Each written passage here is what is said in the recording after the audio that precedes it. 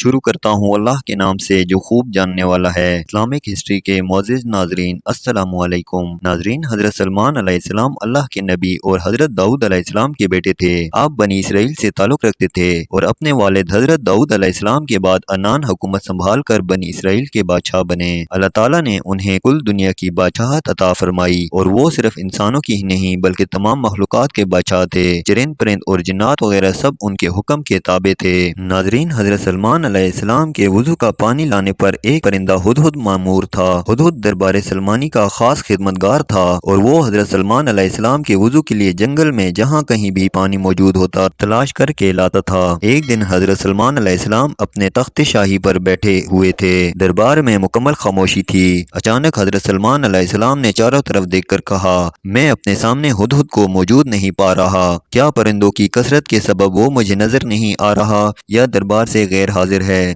سب نے ادھر ادھر دیکھا مگر ہدہد نہ دکھائی دیا۔ حضرت سلمان علیہ السلام نے کہا، معلوم ہوتا ہے ہدہد دربار سے غیر حاضر ہے۔ میں اسے اس کی کوتاہی کی سخت سزا دوں گا بلکہ ذبح کر ڈالوں گا جب تک کہ وہ اپنی غیر حاضری کا کوئی معقول جواز نہ پیش کرے۔ ان کے لہجے میں سختی محسوس کر کے ہر طرف خاموشی پھیل گئی اور سب کو ہدہد کے متعلق تشویش ہونے لگی۔ ہدہد کا خیال تھا کہ وہ حضرت سلمان علیہ السلام کے وضو کے وقت تک دربار پہنچ جائے گا۔ اس نے سوچا کہ کیوں نہ آج میں بلند پرواز کر کے دنیا کا نظارہ کروں۔ چنانچہ اس نے اونچی اڑان کی اور اسے ملکہ سبا بلقیس کا باغ دکھائی دیا۔ وہ باغ میں اترا تو وہاں اپنے ایک ہم جنس کو پایا۔ ہم جنس ہدہد نے ہدہد سلیمانی سے پوچھا، تم کہاں سے آئے ہو؟ میں ملک شام سے حضرت سلمان علیہ السلام کے پاس سے آیا ہوں، ہدہد سلیمانی نے بتایا۔ حضرت سلمان علیہ السلام کون ہیں؟ ہم جنس ہدہد نے سوال کیا۔ ہدہد سلیمانی نے جواب دیا، وہ اللہ کے پیغمبر اور تمام انسانوں، جنوں اور شیاطین کے بادشاہ ہیں۔ تمام چرند پرند ان کے حکم کے تابع ہیں۔ لیکن تم کہاں کے رہنے والے ہو؟ وہ ہدہد بولا، میں اسی شہر کا باسی ہوں۔ اس ملک پر ملکہ بلقیس حکمران ہے۔ اگرچہ تمہارے بادشاہ کا ملک بہت بڑا ہے لیکن ہماری شہزادی بھی یمن کی ملکہ ہے۔ اگر تم چاہو تو میرے ساتھ چلو، میں تمہیں اپنے ملک کی سیر کراؤں۔ ہدہد سلیمانی نے تیزی سے کہا، نہیں نہیں، مجھے ڈر ہے کہ کہیں نماز کا وقت نہ گزر جائے، کیونکہ وضو کے وقت حضرت سلمان علیہ السلام مجھے یاد کریں گے اور اگر اس وقت میں ان کے پاس موجود نہ ہوا تو وہ مجھ پر خفا ہوں گے۔ بلقیس کے ہدہد نے کہا، اگر تم میرے ملک کا کوئی تحفہ ان کی خدمت میں لے جاؤ گے تو مجھے یقین ہے کہ وہ ناراض نہیں ہوں گے۔ اس وجہ کو معقول سمجھ کر ہدہد سلیمانی اس کے ساتھ چل پڑا۔ اس نے ملک سبا یعنی یمن کی خوب سیر کی اور نماز عصر کے وقت دربار سلمانی میں واپس پہنچ گیا۔ حضرت سلمان علیہ السلام نے اسے دیکھ کر قدرے غصے سے پوچھا، اے ہدہد، تو کہاں غائب ہو گیا تھا؟ ہدہد نے سر جھکا کر التجا کی، حضرت بے شک میں قصوروار ہوں لیکن اپنے قصور کی آپ سے معافی چاہتا ہوں۔ حضرت سلمان علیہ السلام نے اسے معاف کرتے ہوئے دیر سے آنے کا سبب پوچھا۔ ہدہد کہنے لگا، حضور میں ایک ایسی بات معلوم کر کے آیا ہوں جس کا اب تک حضور کو شاید علم نہ ہو۔ میں ملک سبا کی ایک خاص خبر لایا ہوں اور وہ یہ ہے کہ ملک سبا پر ایک عورت حکمرانی کر رہی ہے جسے ملکہ بلقیس کہتے ہیں۔ وہ 30 گز لمبے چوڑے اور جواہرات سے سجے ہوئے تخت پر بیٹھتی ہے جو سرخ رنگ کا ہے۔ اگرچہ اللہ تعالیٰ نے وہاں کے لوگوں کو زندگی کی ہر آسائش اور نعمت سے مالا مال کیا ہے لیکن وہ اللہ تعالیٰ کی وحدانیت کے منکر ہیں۔ ملکہ بلقیس اور اس کی رعایا اللہ تعالیٰ کے بجائے سورج کی پوجا کرتی ہے۔ شیطان نے ان کے برے اعمال کو ان کی نگاہوں میں اچھائی کا لباس پہنا دیا ہے اور پوری قوم گمراہی کے اندھیرے میں ڈوبی ہوئی ہے۔ ملک سبا اور ملکہ بلقیس کا حال سن کر حضرت سلمان علیہ السلام نے ہدہد سے کہا، ہم ابھی تمہاری سچائی کا امتحان لیتے ہیں۔ حضرت سلمان علیہ السلام نے ملکہ بلقیس کے نام ایک خط تحریر کر کے ہدہد کے حوالے کیا اور حکم دیا کہ وہ ملکہ بلقیس کو یہ خط پہنچا آئے۔ خط لے کر ہدہد اڑتا ہوا ملکہ بلقیس کے محل پہنچا۔ ملکہ اس وقت اپنی خوابگاہ میں سو رہی تھی۔ ہدہد روشن دان کے رستے کمرے میں داخل ہوا اور حضرت سلمان علیہ السلام کا خط ملکہ کے سینے پر رکھ کر واپس باہر نکل گیا۔ ملکہ کی آنکھ کھلی تو خط دیکھ کر پریشان ہو گئی، پھر خط پر حضرت سلمان علیہ السلام کی مہر دیکھ کر اس نے خط کھولا اور پڑھنے لگی۔ خط میں یہ لکھا تھا، اپنی طاقت اور قوت پر ہرگز اتنا ناز اور تکبر نہیں کرنا چاہیے بلکہ خداوند و برتر کے حضور جھک جانا چاہیے اور اس کی رضا کو اپنا نظم العین اور اس کے احکام کی پابندی کو اپنا شیوا بنانا چاہیے۔ خط پڑھ کر ملکہ بلقیس نے اپنے درباریوں کو طلب کر کے حضرت سلمان علیہ السلام کے بارے میں دریافت کیا کہ وہ کون ہیں اور کہاں کے رہنے والے ہیں۔ درباریوں نے بتایا کہ حضرت سلمان علیہ السلام بہت طاقتور اور جلیل القدر بادشاہ ہیں جو خود کو پیغمبر کہتے ہیں اور لوگوں کو دین حق کی دعوت دیتے ہیں۔ یہ سن کر ملکہ نے درباریوں کو حضرت سلمان علیہ السلام کے خط کے بارے میں بتایا اور انہیں خط کی عبارات سنا کر ان سے مشورہ مانگا کہ اس خط کا کیا جواب دیا جائے۔ درباریوں میں سے چند بڑے ارکان حکومت نے کہا، ہمیں حضرت سلمان علیہ السلام سے خوف نہیں کھانا چاہیے کیونکہ क्योंकि हमारे पास बे हिसाब जंगी साजो सामान है। अगर उन्होंने हमारे मुल्क पर हमला किया तो हम डट कर मुकाबला करेंगे। इसके बावजूद आप जो भी मुनासिब समझे फैसला करें, हम इसकी तामील करेंगे। मलके बल्कीस ने दरबारियों की तजवीज़ सुनकर कहा, बेशक हम ताकतवर हैं, लेकिन किसी मामले का हल ये नहीं कि फौरन जंग के लिए तैयार हो जाएं। बेहतर ये है चंद कासिदों को बेश कीमत तोहफे देकर हजरत सलमान अलैहिस्सलाम की खिदमत में भेजा जाए और ये भी पता चल जाएगा कि वो हमसे क्या चाहते हैं। अगर वो वाकई जबरदस्त व ताकत वाले बादशाह हुए तो उनसे जंग करना बेसूद होगा। तमाम दरबारियों ने मलका की राय पर इत्तेफाक का इजहार किया।